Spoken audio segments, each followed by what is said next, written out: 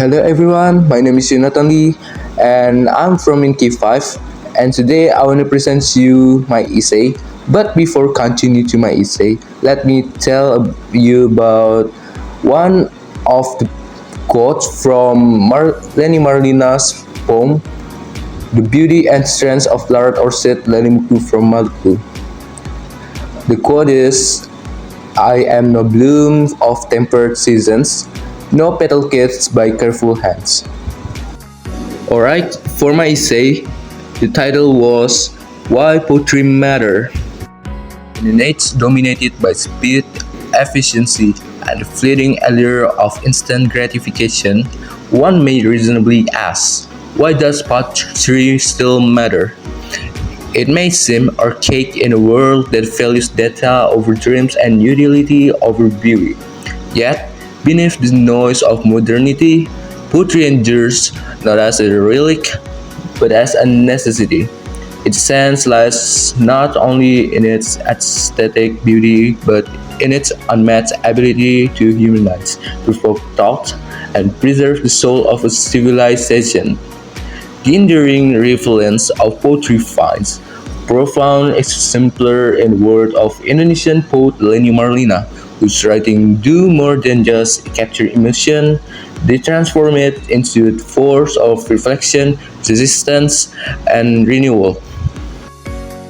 Poetry matters because it helps us rediscover what it means to be human. In Marlina's The Beauty and Strength of Larat Orset Lelimuku from Maluku, the lines, I was never born to be welcomed and yet from their silence I rise. Distill complex emotions to start metaphors. They speak of marginalization, of instability, and yet also of quiet defiance.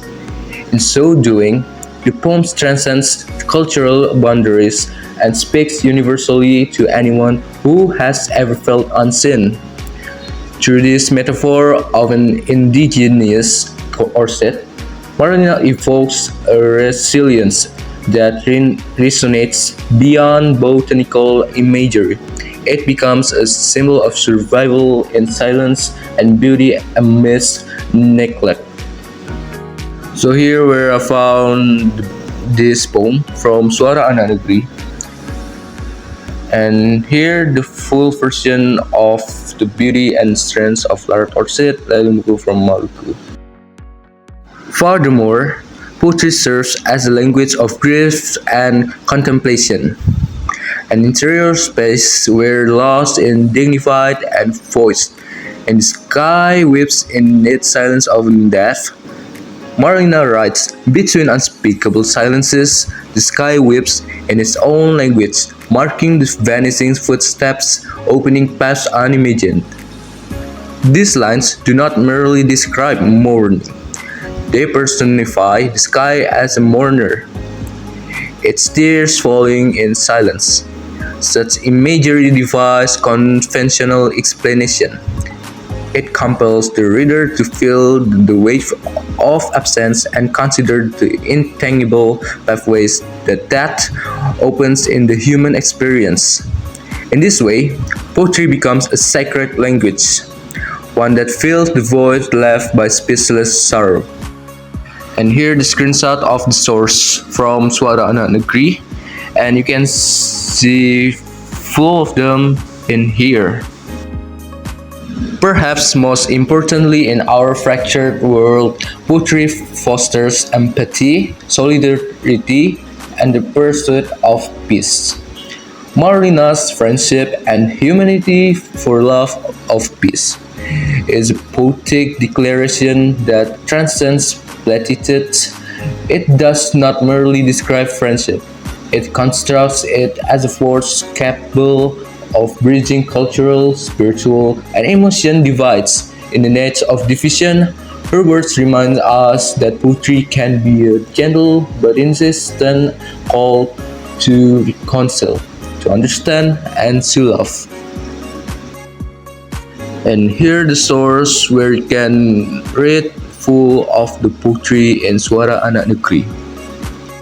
Skeptics may argue that poetry is abstract, subjective, and ultimately impractical. But that is precisely its power. Where statistics fail to move hearts and rhetoric grows hollow, poetry reads in words. It teaches us to read not only words but silences, not only events but emotions, not only others but ourselves.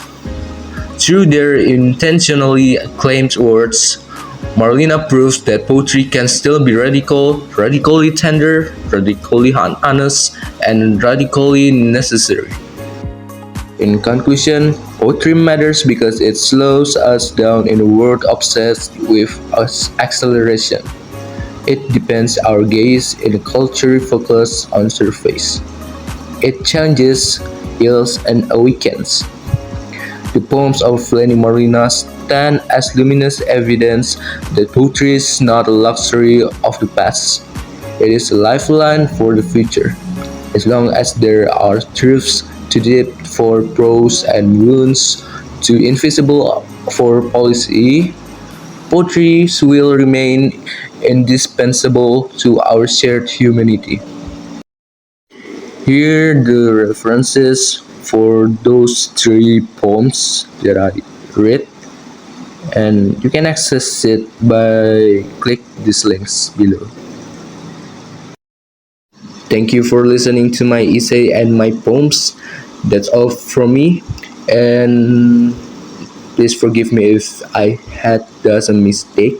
And thank you for everything. See you again. Goodbye.